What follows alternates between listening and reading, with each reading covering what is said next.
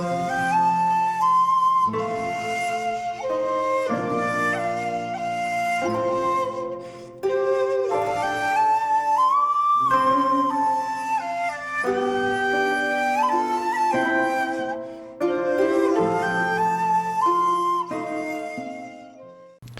there, this is Claude Chabrol from Claude Films, and welcome to part 4 of my Claude Chabrol series. I'm jumping from 1959 to 1967 for his film, which is featured in the Arrow DVD Claude Chabrol Collection Volume 2, sadly not available on Blu-ray, The Road to Corinth.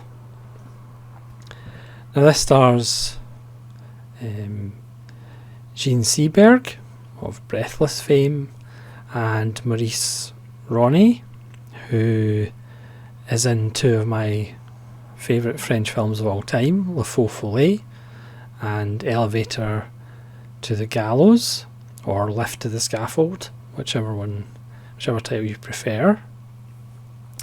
And it's one of Chabrol's most playful films. It's one of Chabrol's funniest films, even if it's not all the way successful. It's called The Road to Corinth. It's also known as Who's Got the Black Box, and it's almost like Chabrol's version of Charade by Stanley Donen, which is from 1963.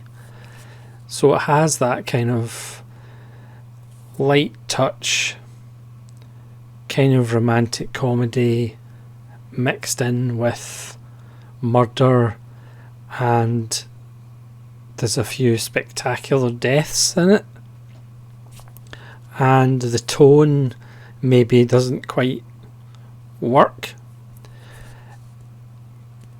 In cinema,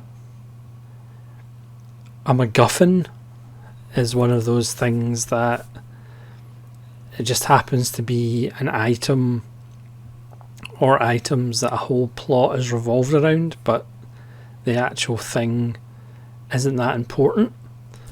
And the MacGuffin in this film is black boxes, which are being secreted into grease and are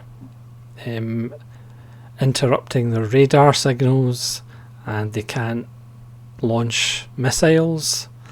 And the plot is very convoluted, but the plot doesn't actually matter, because Chabrol's just having loads of fun with these good-looking stars just running about Greece, causing trouble.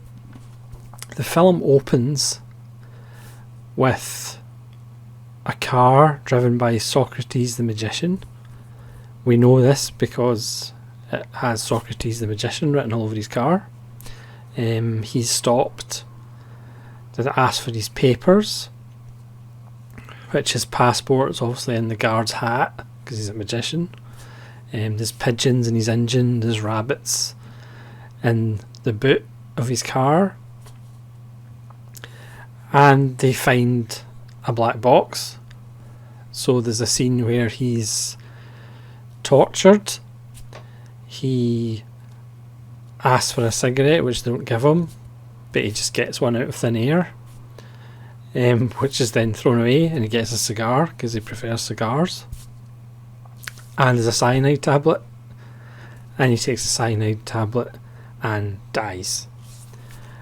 This is all in the pre-credit sequence, and that's the beginning of the film, which then involves a CIA agent and who is married to Jean Seberg, and his friend who's also in a various law enforcement agency, Maurice Ronay.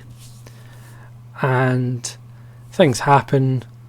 Spoiler alert, the CIA agent turns up dead. Jean Seberg is framed and ends up in prison. There is murderous rabbis in the film. There are lots of rabbits in the film. There are curiously dressed hit people. There is some spectacular deaths, like I said, from great heights, in which people claim he didn't suffer. It's quite an unusual film. It doesn't quite work, but it's kind of interesting because Chabrol obviously started in kind of slice of life, quite depressing, downbeat films like The Cousins and Le Beau Serge. If you've watched the other videos in the series, his second film, he was starting to get into the triangles of people and infidelity and murder, whereas this is his light side. And the reason that I've kind of jumped to this film is this is kind of a watershed in his career, because after this really playful film, he makes 5 films in a row that are pretty much almost classics. So you have La Biche, you have The Unfaithful Wife, you have The Beast Must Die, arguably my favourite Chabrol and one of my favourite films of all time, La Bouche, and you also have The Breach after that. So he has a string of films from about 1968 to 1971, something like that, of really excellent films, which will be featured in, strangely enough, the next 5 videos. But this is a kind of, I don't know whether he just needed this to get out of his system, or whether this was just a favour he owed somebody to do this kind of comedy that has a kind of mixture of tones, this kind of spy, almost a farce. There's like slapstick humour in it, so it doesn't quite work.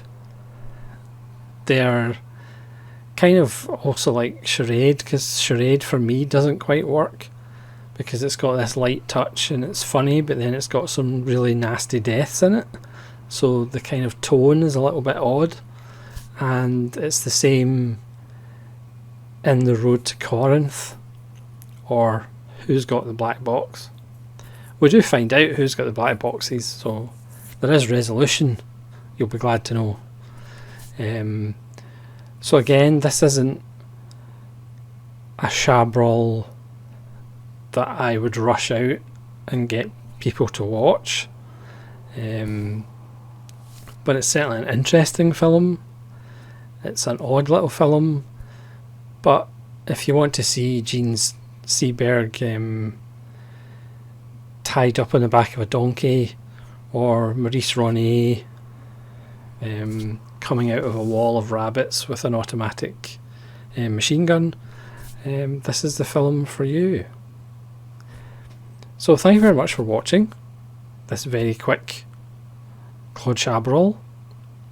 I will have more to say about his next 5 films, because the next 5 films, like I said, there's an impressive run, well, for me anyway.